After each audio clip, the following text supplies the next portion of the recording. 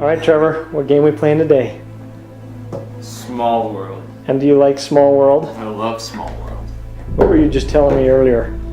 That this is one of my favorite games that we have. Okay. I guess we could close right now and just say done, huh? Basically, I mean, what more do we need to know? That's right. Well, what is Smallworld all about? Smallworld, as you can see, is a bunch of jumbled mess, but it's fun jumbled mess because you have races over here that give you special abilities and essentially allow you to win the game. Nice. And those are all random, it looks like. Yep, so you'll shuffle these and just whatever comes out, then that's what that race is. Nice. And you got a huge board and you got a lot of special tokens. Mm-hmm. Is it hard to keep it all straight? Sometimes, but you have this handy dandy little sheet here that tells you what each one of these things is. So it tells you what the race powers do, which are these guys. So there's like the rat men and the dwarves and the wizards and everything like that. And then down here it's got these little tokens that add the power to the races, and it tells you what each one of those do. And the fun part about this game is that there's so many combinations of different things that can happen that it just makes it unique and really fun. Awesome. So that's a good way to keep track of that. And is it hard to keep track of how you play it on your turn? You know, it is at first, but after you've played the game before a couple of times, then it's not too hard. Just simple. Just like most games. All right. Well, tell me about the board. Okay. Well, this board is a 4-player board, as it says up in this corner here. That means there's more boards?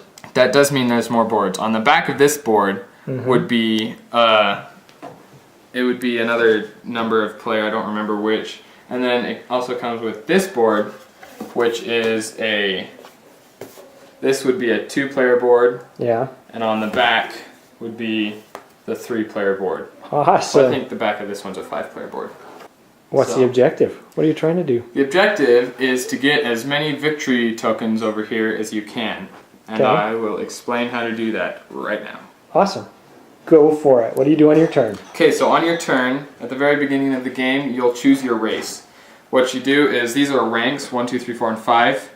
And if you want the first rank, then you'll just take that rank and everything moves up and this will replenish here. Okay. But say I don't want that rank, I put a victory token to pass that rank. So I say, I don't want that, I don't want that, okay, I'll take these guys. The And then Dragon Master Halflings. Oh yeah, Awesome. they'll be beast. Then this replenishes here.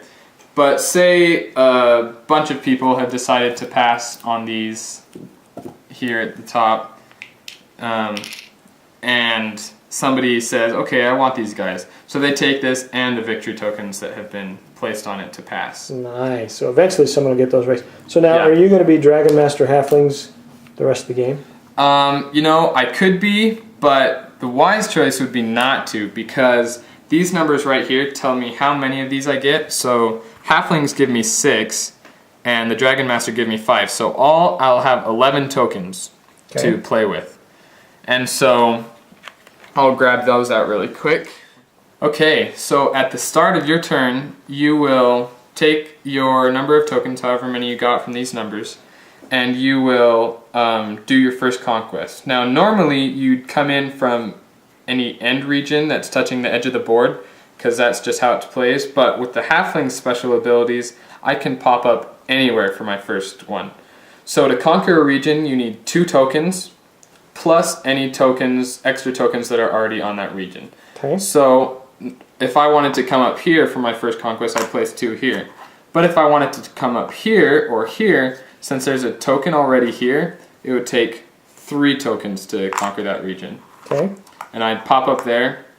And also because of the halflings, they have this special ability that you place this little thing, and that's just like defensive stuff. Then if I want to conquer adjacent regions, I conquer it by placing 2, 2, 3, and then since I only have 1, Yeah. what I can do is take this dice and say, okay, I want to go after this region, but I only have 1. So what this dice does is it gives you reinforcements. Okay.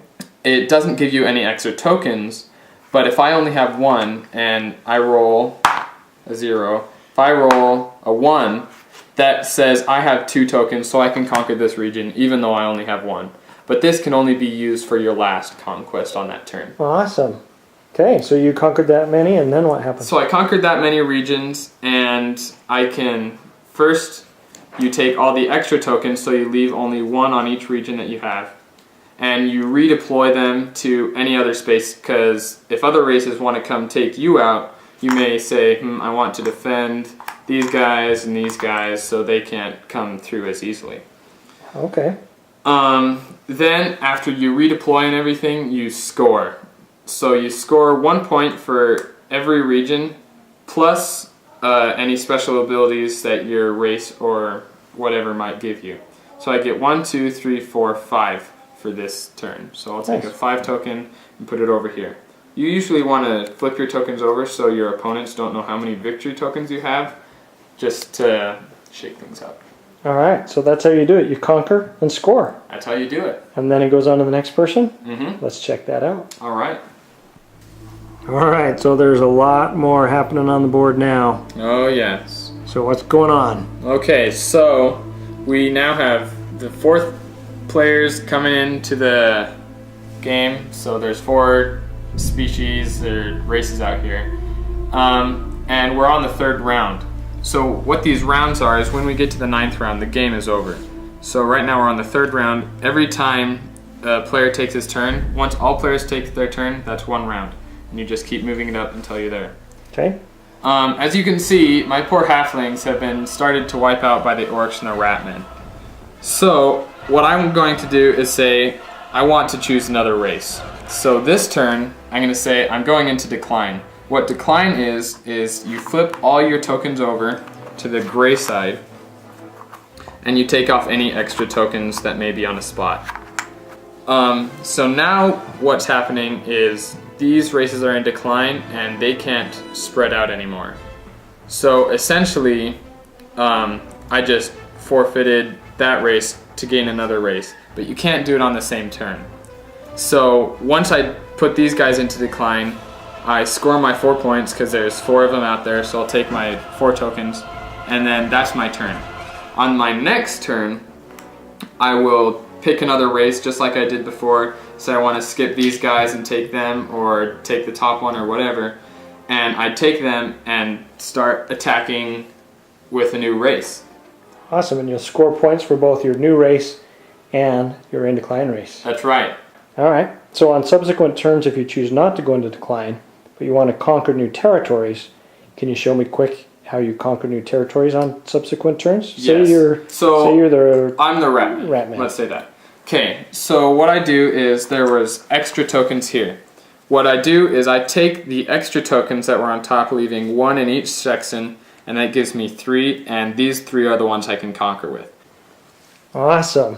Whew. So there's a lot, and there's a lot more going on, but mostly because of the special abilities. The special abilities are really what make it unique and really fun, and that's why I love this game so much. The combinations. All right, so what are you going to rate Smallworld? You know, I've never given a game this rating before, but I'd give it a 5. That's awesome. All right, thanks, Trev. Yeah.